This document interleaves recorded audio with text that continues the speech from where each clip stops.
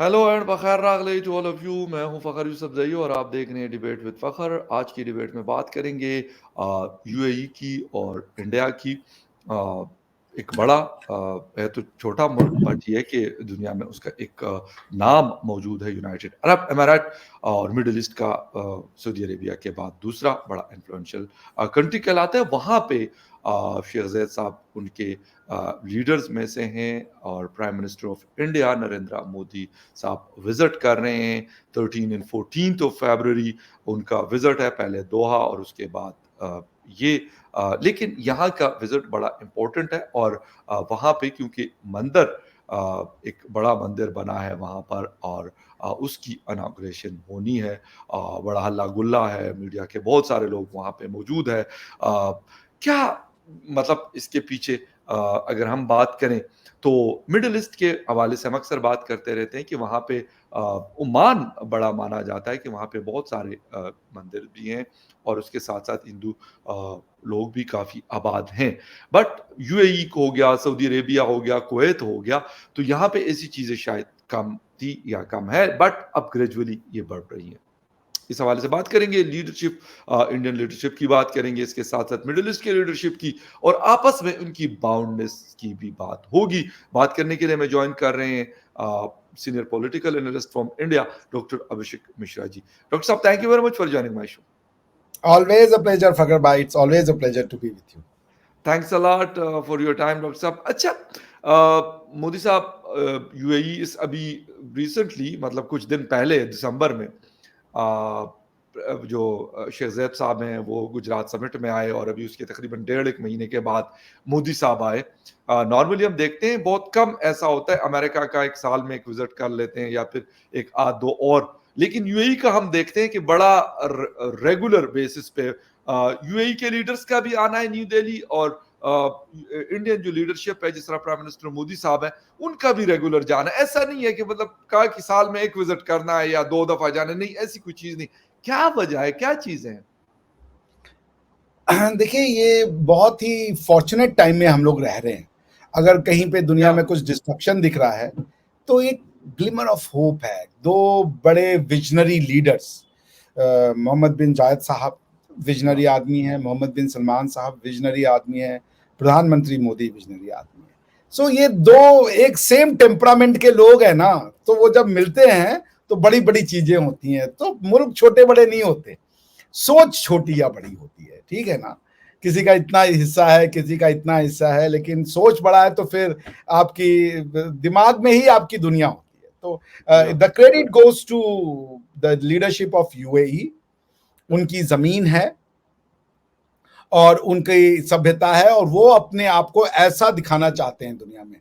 तो मैं सबसे पहले इस मंदिर के लिए अपनी उपलब्धि नहीं मानता, मैं इसके लिए शेख जायद साहब की उपलब्धि मानता हूँ, यूएई के लोगों की उपलब्धि मानता हूँ कि जी, उन्होंने उस मंदिर को, वो चाहते तो तोड़ने के लिए पहुंच जाते, और ये कि हम नहीं होने देंगे, हम नहीं बनने देंगे, ये सब वो कर सकते थे, लेकिन उन्होंने ऐसा नहीं किया। यूएई के लोगों ने भी जी, उसमें जो आप कह लीजिए अपना पॉजिटिव भूमिका निभाई, and this shows that world is really moving forward. And Fakhar भाई, वी आर लकी वंस कि हम लोग इस या, समय रह रहे हैं, ठीक है ना? वरना दुनिया जी, ने इतनी डिस्ट्रक्शन देखी है, और हमारे मुश्किल से 100 70 80 साल पहले वर्ल्ड वॉर 1 हो रहा था, वर्ल्ड वॉर 2 हो रहा या, था, और आज जो है हम इस अब हम इतने पीसफुल में एरा में रहते हैं ना, कि अगर कोई इधर बम ब्लास्ट हो गया, 10 15 लोगों की अगर अनफॉर्चुनेट डेथ हो जाए, तो हमें लगता है यार बड़ा प्रॉब्लम हो रहा है।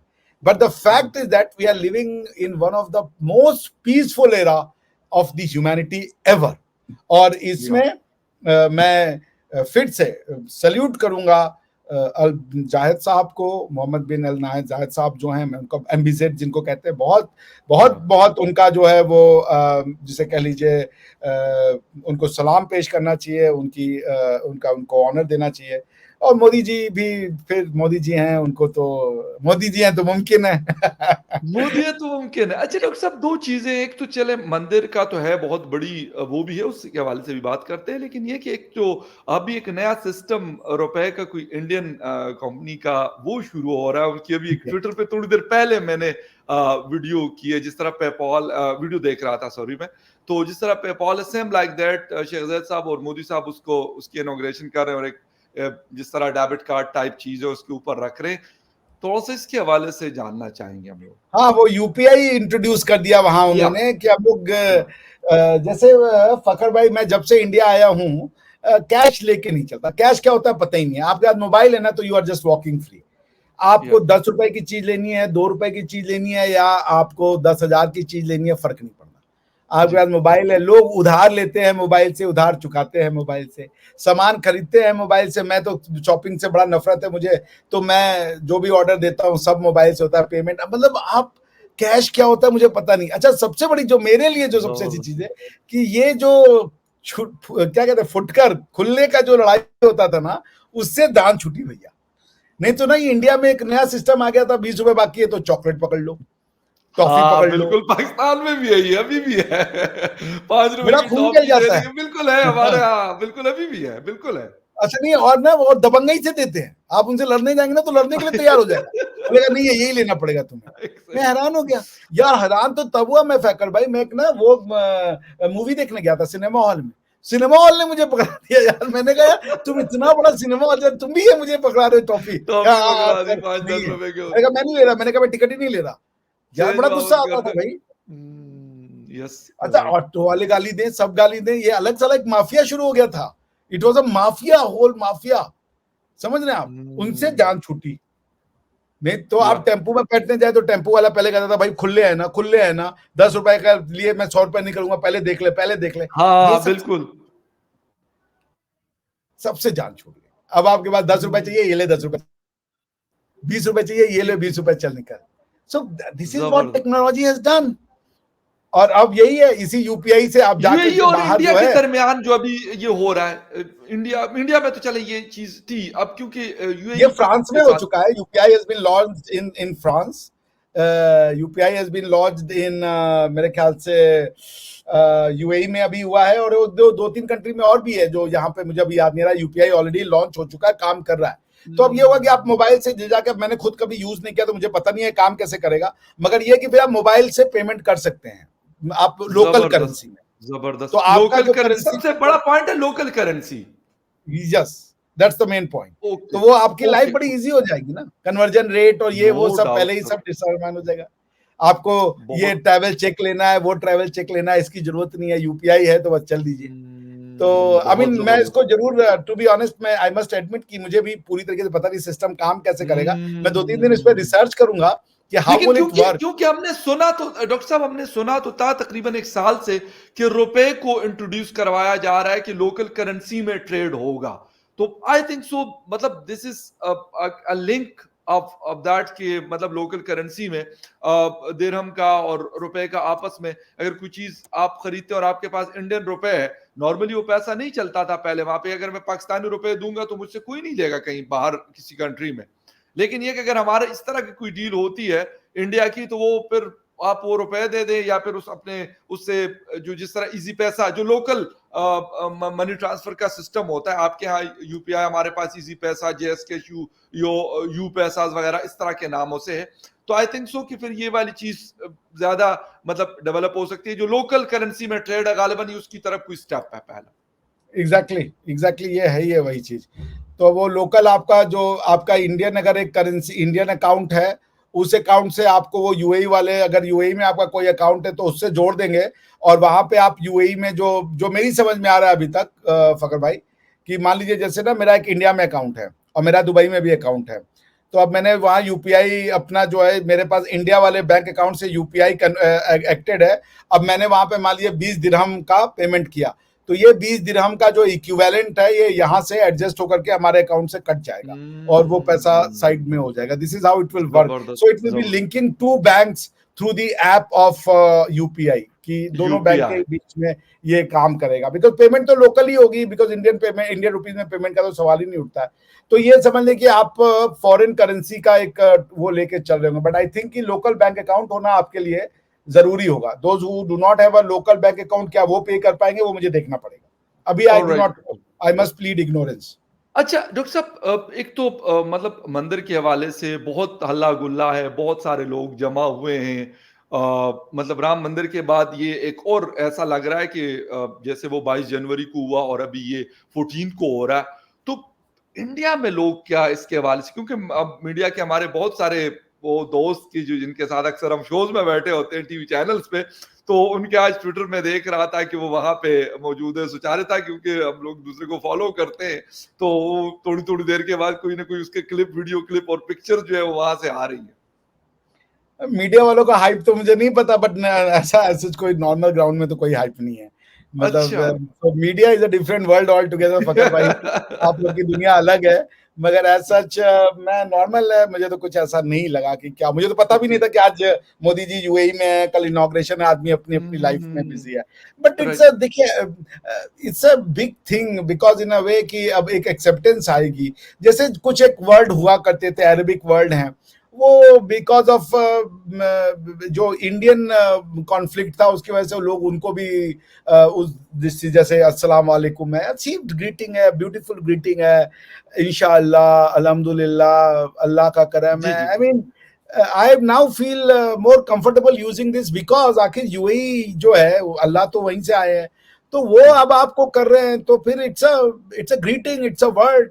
और यूएई ने दिखा दिया, यूएई ने दिखाया, दुबई ने दिखाया, तो it's an acceptance which should come from both ways.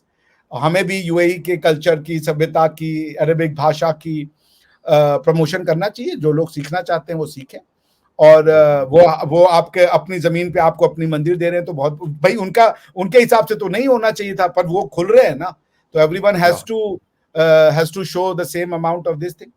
तो सेम वेज, अस्सलाम वालेकुम। जी, थैंक यू वेरी मच, वालेकुम अस्सलाम। अच्छा डॉक्टर साहब, मतलब ये वाली चीज़ें जो आज, अगर हम आज 2024 में मैं और आप बात कर रहे हैं, आज से अगर हम 5-7 साल, 10 साल पहले चले जाएँ तो कोई सोच भी नहीं सकता था कि ऐसा हो सकता है। बट सिमरती जी का हमने रिसेंटली विजिट देखा सऊदी अरेबिया, हज के हवाले से था, और उनको पूरा विजिट करवाया गया, और ऐसी जगहों का जहां पे लोगों ने क्रिटिसाइज भी किया कि जी यहाँ पे क्यों जाने दिया गया ये, लेकिन वहां से किसी की मजाल नहीं, बल्कि कहीं और से भी नहीं, कुछ लोगों ने थोड़ा बहुत वो किया।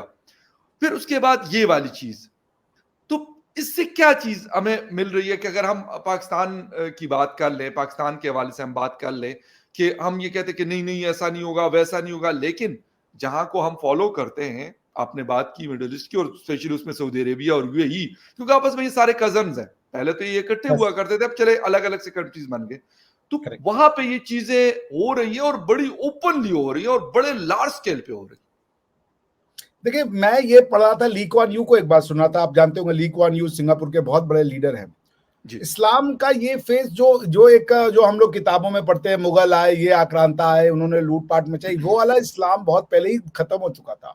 जी एक मॉडरेट और जिसे कह लीजिए टॉलरेंट इस्लाम ऑलरेडी एग्जिस्ट करता था।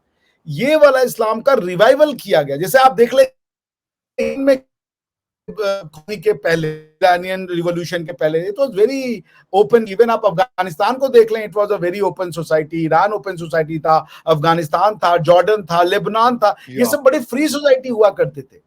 ठीक है ना? तो ये रिसर्जेंस जो था, ये उस रिसर्जेंस का एक, उसमें कुछ वेस्ट ने भी कंट्रीब्यूट किया, कुछ अरबिक सोसाइटी ने भी कंट्रीब्यूट किया, लेकिन वो वापस से, बिकॉज ये पिछले 50 साल पहले अगर आप चले जाएं, मैं आपसे कह रहा हूं, आप अफगानिस्तान चले जाएं, वो फोटोज आज भी बड़ी फेमस है, जहां लड़कियां बिल्कुल सर, फ्रॉक पहन करके और कॉलेज जा रही हैं। 1975 की। ईरान में यही हालत था। या एग्जैक्टली। ईरान में था, लेबनान में था, जॉर्डन में था, बेरूत, बेरूत वाज इंटरनेशनल, वो कह लीजिए centre for all kind of fun and pleasure, Indian फिल्में या बनती थी बेरूत एग्जैक्टली। में। मैंने देखा है कितना वो मॉडर्न सोसाइटी थी। तो वो वाला इस्लाम जो था, ये इस जो ये अभी हम देख रहे हैं पिछले 40-50 सालों में जो फॉर्म ऑफ इस्लाम आया है, उससे लोग भी और बिकॉज इवन देखे सेंट्रल एशियन का इस्लाम भी देख ले, वो एकदम कूल हो चुका है, इधर का इस्लाम हो चुका है। तो ये रिसर्जेंस था जो किसी कारणवश, एक तो खुद भी हुआ होगा, दूसरा ये भी होगा कि किसी कारणवश इसको लोगों ने भी प्रोपेल किया। जैसे कम्युनिस्ट से लड़ने के लिए इस्लाम का उपयोग किया गया, ठीक है ना, जो जो अफगानिस्तान में प्ले आउट किया, उसने एक रोल को बहुत ज्यादा किया। दूसरा, इस्लाम एक नेशनलिज्म के फॉर्म में भी उभरा। यूरोप में, सॉरी, अरेबिया में, जब ये वेस्टर्न कंट्रीज ने आकर के और उनका एक्सप्लॉयटेशन करना शुरू किया, so what brought them together was the भाई लोकल कल्चर आइडेंटिटी ही तो उनको टुगेदर लाएगी ना। तो ये जो ऑयल के नाम पे जो आरामको और ये कंपनी ने जो एक्सप्लॉयटेशन करना शुरू किया, वो भी वो लोग जो आपस में इकट्ठे हुए वो फिर इस्लाम के नाम पे इकट्ठे हुए। तो ये एक रिसर्जेंस ऑफ इस्लाम था, ये कोई ऐसा नहीं था कि ये शुरू से ऐसा रहा था। ये वाला फॉर्म ऑफ इस्लाम बहुत पहले दब गया था, जो हम आप देखते हैं आज की डेट में कि एकदम बुरखा और ये नहीं था। ये पिछले 100 साल पहले का आप देख ले, नहीं था ये फॉर्म ऑफ इस्लाम। इंडिया में भी नहीं था, ना अफगानिस्तान में था, ना कहीं और था। तो यूएई और इनके जो विजनरी लीडर्स हैं, ये वापस से उसी वाले 100 साल पहले वाली स्थिति में जाना चाहते हैं। इवन आप ईरान में देख लें, लोग थक चुके हैं। जो मैंने ईरानियन से मिला है फकर भाई, जितने मुझे यूरोप में यानी हैम्बर्ग में जितने मुझे ईरानियन मिलते थे, वो सब दिल खोल के गाली देते थे। मतलब वो बच्चों से मैं मिलता था, चाहे बूढ़ों से, सब कहते थे कि ईरान की प्रॉब्लम जो है ये वो मुल्ला है। वो मेरे मुंह पे बोलते थे। तो पॉइंट है कि everywhere they want to live a life peaceful, ठीक है ना। वो रिलीजन को बैक स्टेज में अपना पर्सनल मैटर बनाना चाहते, कोई नहीं कह रहा छोड़ दो, वो पर्सनल मैटर बनाना चाहते। जैसे मैंने एक लड़की को देखा, वो ईरानियन थी और मेरे ख्याल से शी वाज अराउंड 28-29। वो एक क्रिश्चियन लड़के को डेट कर रही थी, बड़े आराम से, जर्मन था लड़का, उसके पेरेंट्स को कोई प्रॉब्लम नहीं थी, शी वाज हैप्पी। मेरा एक जो बहुत अच्छा दोस्त था, वो एक अफगानी लड़की को डेट कर रहा था और वो उसके लिए अफगानिस्तान में आकर के फारसी सीखने भी आया था। And the parents were very happy together, जो उस लड़की के माँ बाप ने उसको शादी में दिया। So they were I mean very happy with each other. ऐसा नहीं है। मुझे एक ईरानियन लड़की से डेट करने का मौका मिला था जब मैं यूरोप में था, और वो पूरा इंडियन कल्चर फॉलो करती थी। आज भी फारिमा नाम था, फारिमा, नॉट फातिमा, FARIMA, मुझे अच्छे से याद है। बहुत अच्छी लड़की थी। फारिमा से मेरी बातचीत होती थी और वो मुझसे पूरा घंटों बैठ के बात करती थी। सो पॉइंट ये कि ये जो फॉर्म है, लोग रेजिस्ट कर रहे हैं। लोग कह रहे हैं हमारा पर्सनल रहने दो, कोई छोड़ने की बात नहीं कर रहा। तो एक और ये जो अटेम्प्ट था, इसकी शुरुआत जो थी वो बहुत विजनरी लीडर्स ने ली है, और ये मंदिर बना के वो वापस से वही शो कर रहे हैं। और ये मंदिर बना के हमें ये नहीं खुश होना चाहिए कि हमारी पावर है, हम अरबों के छाती पे चढ़ गए। ये बेवकूफी होगा इसको ऐसे। जबरदस्त, वो एक बड़ा जेस्चर दिखा रहे हैं, वो भी एम्ब्रेस कर रहे हैं, हमें भी एम्ब्रेस करना है, ठीक है ना। ये हमें थैंकफुल होना पड़ेगा MBZ साहब का, ठीक है ना, क्योंकि आपके लिए इजी हो सकता है कि आप मान लो, उनके लिए इजी नहीं था ये चीज, बहुत डिफिकल्ट है, क्योंकि उनके सिस्टम में नहीं है ये। वो अपने बेसिक कोर के अगेंस्ट में जा रहे हैं भाई, they are going against the core. तो हमें जो अरब हैं उनका शुक्रगुजार होना चाहिए और पूरे दिल से उनको शुक्रिया करना चाहिए कि उन्होंने हमारे प्रधानमंत्री जी की, हमारी मान्यताओं की इतनी बड़ी जो है वो हमें उतना बड़ा, जिसे कह लीजिए, इज्जत दिया, और हम उतना ही उनको इज्जत देते। इतना ही हमें अरबों के अपनी जो ग्रेटफुलनेस है या अपनी जो हिस्ट्री में जो हुआ, it's time to forget, look forward to thankful to all Arabic people, जिसे हम कहते हैं शुक्रान। और आज मोदी जी जो है, उस प्रोग्राम का नाम है असलान मोदी, यानी वेलकम मोदी। जबरदस्त, अहलन व सहलन कहा जाता है, मरहबा का मतलब है कि वेलकम। तो बिल्कुल ये चीजें हो रही, और इट्स मतलब good day for all of us. और बड़ा एक ये वाली बात कि बहुत सारी चीजें ऐसी हो रही कि जो पहले हम सोच नहीं सकते थे, मैं ये कहूंगा, करना तो बहुत दूर की बात, लेकिन अब प्रैक्टिकली हमें वो होती हुई नजर आ रही है। और स्पेशली उन जगहों पे जहां पे बहुत मुश्किल क्या नामुमकिन थी, जिस तरह डॉक्टर साहब ने कहा कि we should thankful to MBS and Sheikh Zayed साहब, बिल्कुल MBZ दोनों का मतलब, क्योंकि वो जब ये करते हैं तो लाजमी सी बात है बाकी जो रेस्ट ऑफ द 56 या 57 कंट्रीज है ना, उनके ऊपर भी कहीं ना कहीं ये चीज होती है कि नहीं, अगर वो ऐसा कर रहे हैं तो व्हाई नॉट वी। तो ये बड़ा एक मेरे ख्याल में मैं एज ए पाकिस्तानी इस चीज को इस तरीके से ले रहा हूं। खैर एनीवे डॉक्टर साहब, once again thank you very much, आपका बहुत शुक्रिया आपके टाइम का कि आपने शो ज्वाइन किया। Viewers, thank you very much for watching debate with Fakhar Yusuf ji. किसी और डिबेट में आपसे फिर मुलाकात होगी, तब तक के लिए take care, bye. Thank you Fakhar भाई। थैंक